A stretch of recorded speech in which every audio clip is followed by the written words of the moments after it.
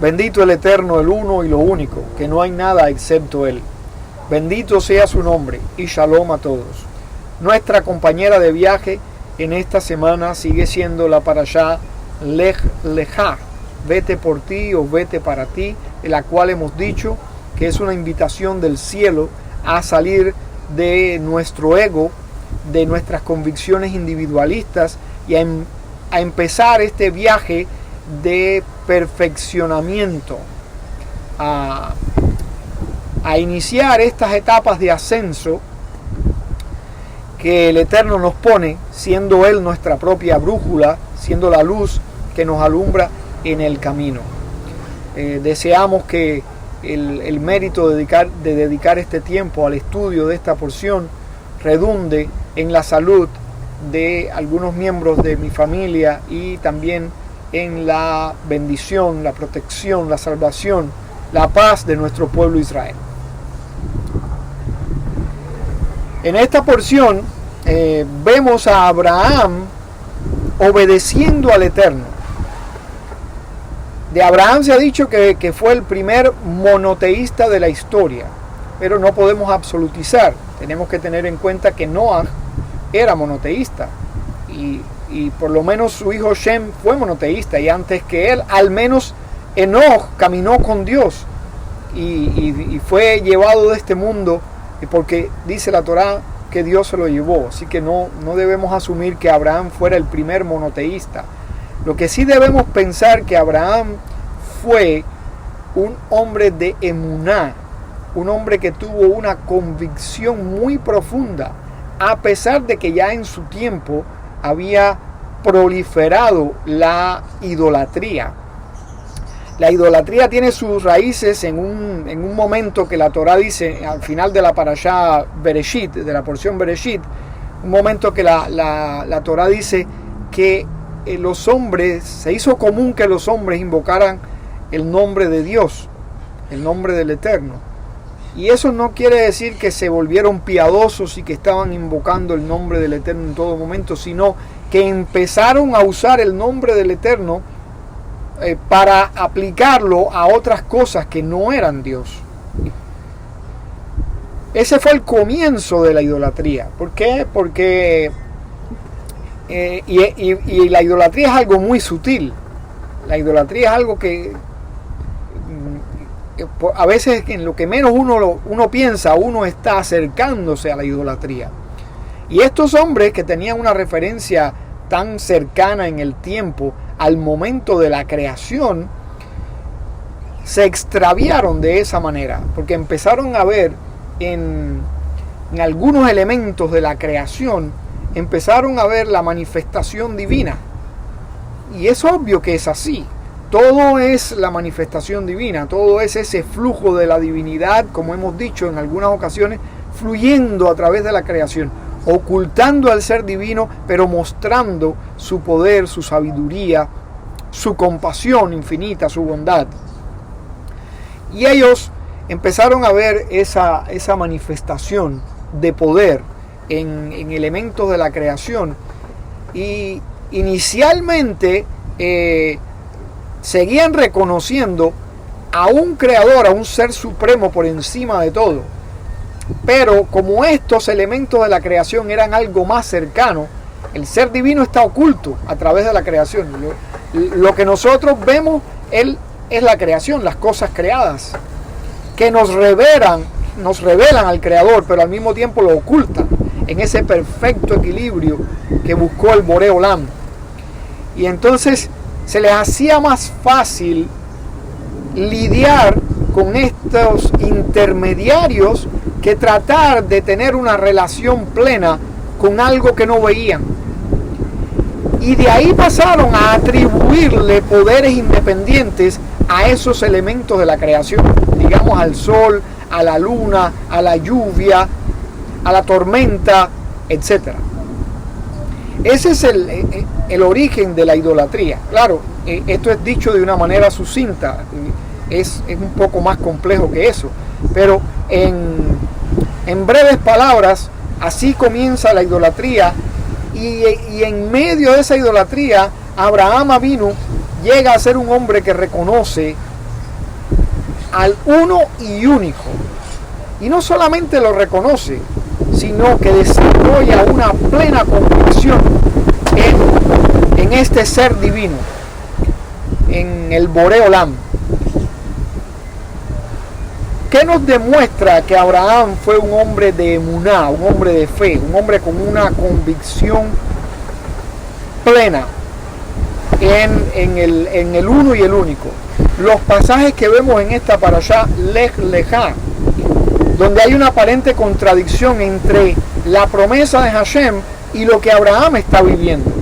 El Eterno le dice en un momento a Abraham Avinu: alza la vista y mira al norte, al sur, al este o al oeste, todo esto te lo daré a ti y a tu descendencia contigo. Y no está hablando de una promesa futura, se la daré a tu descendencia, sino te la daré a ti y se la voy a legar a tus descendientes.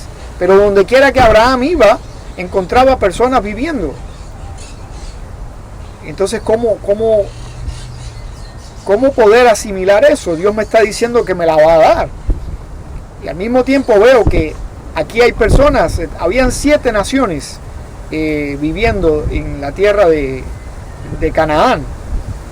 Y no solamente eso, el Eterno le dice, no, y también te daré todo el terreno hasta el río Éufrates, o sea, más allá del Jardín. No solamente la porción de tierra que está entre el Jardín y el Mediterráneo, sino hasta el río Éufrates.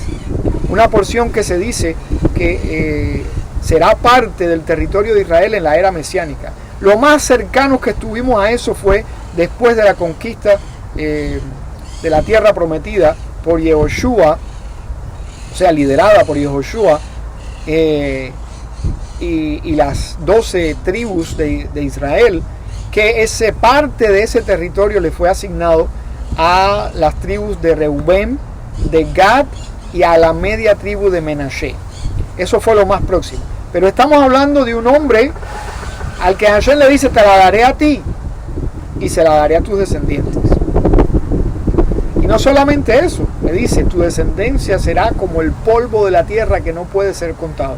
Le está diciendo eso un hombre de 75 años que tiene una esposa que presumiblemente es estéril, porque hasta la fecha nunca ha estado embarazada. Ahí hay una aparente contradicción. Sin embargo, Abraham abrazó esa promesa, la dio por cierta, verdadera, la creyó, nunca dudó de lo que Hashem le decía.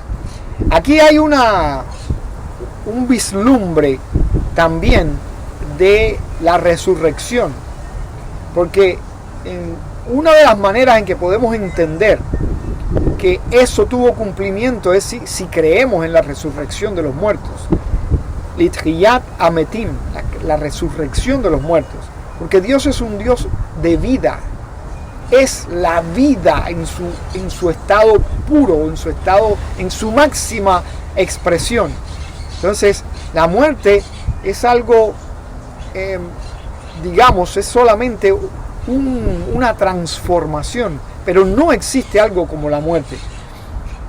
Cuando decimos que el uno y lo único es pura vida, es la vida en su máximo esplendor, entonces no podemos ver la muerte como algo definitivo, sino como una transformación.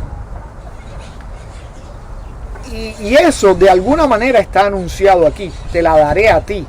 Si bien Abraham no lo vio materializarse del todo en sus días, él siguió abrazando eso como una certeza. Una certeza. ¿Cuándo? Bueno, Hashem sabrá cuándo, pero él lo tenía por una certeza. Esa es la emuná. Por eso Abraham es considerado un hombre de fe, un hombre de emuná. Porque ¿qué es la emuná? Es convicción. Cuando uno cree que algo es cierto, uno lo da por hecho. Sea ahora o sea cuando Hashem disponga, pero uno da algo por cierto. Esa convicción se llama emuná. Fe. No es algo como jugar a la lotería. Comprar un ticket de lotería y bueno, tener la esperanza de que puedas salir ganador o no. Eso no. No es como algunos dicen tratar de mover montañas. La fe no se trata de esas quimeras y esas cosas. Escuché la historia de un hombre y me la contó alguien que asumo que lo conoció, que se lanzó de un edificio porque llegó a desarrollar la idea de que si tenía una fe absoluta, Dios lo iba a salvar, no se iba a estrellar contra el suelo, y obviamente se estrelló, porque eso es algo, eso no tiene que ver con la emuná. La emuná es una convicción, la emuná por ejemplo, yo entiendo que la Torá es el camino que acerca al hombre a su creador, es el manual de vida, la instrucción para caminar esta jornada que nos ha sido dada por el cielo. Yo tengo la convicción de que eso es así. Y todo el mundo tiene emuná en algo. Todos los seres humanos tenemos fe. Lo que muchas veces no le ponemos el nombre de fe, tal vez huyendo de lo que está asociado a la palabra fe, digamos la religiosidad o el fanatismo o algo así, y bueno, algunos evitan esa palabra, pero todos hacemos este ejercicio de la fe de alguna manera. Cuando uno besa a su familia en la mañana y cuando uno se va para el trabajo y le dice, bueno, nos vemos por la tarde, nos vemos por la noche, eso es un ejercicio de fe, eso es una convicción, porque tú lo haces con la absoluta certeza de que los volverás a ver. Y hay algunos, lo aleno, pero hay algunos que no los pueden volver a ver porque no regresan a casa. Pero uno no piensa eso, uno da por hecho que los va a volver a abrazar. Que sea así por muchos años para todos nosotros. Cuando alguien pisa el pedal del freno de un carro, no está pensando, puede que frene, puede que no frene. Uno pisa el freno con la convicción de que el carro se va a detener. Cosa que a veces, Ashbe Shalom, a veces no sucede para algunos. La fe, la emuná, es esa convicción que tiene un grado todavía más elevado, un grado que alcanzó nuestro padre Abraham. Cuando esa convicción se convierte en bitajón, es cuando esa convicción es inamovible, porque esta convicción puede ser zarandeada por las vicisitudes, por las pruebas, por los obstáculos, por las dificultades del camino. Ahora, cuando uno desarrolla este otro nivel de confianza en el Eterno, esa plena convicción de que pase lo que pase, Él está en control, Él sabe por qué, y estoy seguro que es para bien. Ese nivel, en ese nivel tu convicción no es movida por nada en este mundo. Conocí la historia de un hombre que fue sobreviviente de la Shoah, del llamado Holocausto, que a mí no me gusta usar ese nombre porque Holocausto es un tipo de ofrenda que se presentaba en el templo, y no me gusta comparar algo como eso con una ofrenda. Puede tener algún vínculo, pero prefiero no llamarlo así. Este hombre que sobrevivió del Holocausto estaba diciendo un Kaddish. Kaddish es la oración que hacemos por los que han partido de este mundo, una oración muy poderosa. Y estaba diciendo Kaddish, y alguien se le acercó y le preguntó si lo estaba diciendo por un familiar, y él dijo, no, lo estoy diciendo por un amigo, porque las últimas palabras que me dijo fue que dijera Kaddish por él. Y entonces la historia de este hombre es que estos amigos estaban juntos en un gueto, estaban juntos en uno de esos zonas de las ciudades que en Europa que los nazis juntaban ahí a los judíos y los iban deportando a los campos de concentración. Ellos estuvieron ahí, y el otro le decía siempre a él, tenemos que escaparnos, tenemos que buscar la manera de salir de aquí, y el otro le decía, sí, pero no pierdas la emuná, no pierdas nunca la emuná, Hashem nos va a ayudar. Y el otro le decía, ¿tú crees? Yo no veo esperanza ninguna. Y de ahí del gueto se los llevaron al campo de concentración, y el otro muchacho le seguía diciendo, yo veo esto cada vez peor. Y decía, ten confianza, Hashem nos va a ayudar, no pierdas la emuná. Y finalmente los metieron en la cámara de gas. Y el otro muchacho le dijo, te lo dije, no hay esperanza, no hay manera que Hashem nos pueda sacar de aquí. Y tú sigues creyendo aún en este momento que Hashem te puede salvar. Y él le dijo, sí, pase lo que pase, yo sigo teniendo mi convicción en que Hashem puede hacerlo si quiere hacerlo. Y si no, pues tengo mi convicción de que esto es lo que tiene que pasar. Y en ese momento, antes de que echaran el gas, entra uno de los oficiales y lo agarra y lo saca y dice, necesito a alguien porque la puerta no se puede cerrar completamente, necesito a alguien que sujete la puerta, y lo saca él. Y en ese momento el otro, el que había dudado, le dice, lo único que quiero es que digas Kaddish por mí. Y este muchacho, después de aguantar la puerta, milagrosamente sobrevivió a este terrible episodio de los campos de concentración y de toda esa masacre. Y estaba diciendo Kaddish por su amigo. No quiere decir que siempre pase eso, pero lo que sí quiero decir es que tenemos que desarrollar ese grado de confianza en el Eterno que vimos en nuestro padre Abraham. Ese grado de confianza nos conduce a un concepto llamado en hebreo de Bekut. Es una cercanía, un vínculo estrecho con el Eterno. Cuando desarrollamos esa convicción, llegamos a apegarnos al ser divino de una manera que no solamente ya no somos movidos por ninguna situación temporal, sino que llegamos a entender la razón del porqué de las cosas.